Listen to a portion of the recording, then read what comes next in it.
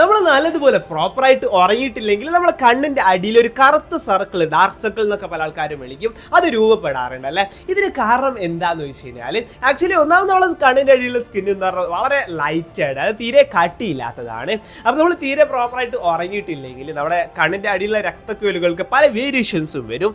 സ്വത്തത്തിൽ വളരെ പെട്ടെന്ന് അത് ഒറ്റ നോട്ടത്തിൽ തന്നെ നമുക്ക് കാണാൻ സാധിക്കുന്നു മാത്രം. ഇവിടുത്തെ സ്കിന്നും കാര്യങ്ങളൊക്കെ വിളറിയിട്ട് അവിടുത്തെ ബ്ലഡ് സെൽസും കാര്യങ്ങൾക്ക് വളരെ പെട്ടെന്ന് കാണാൻ സാധിക്കുന്നു മാത്രം.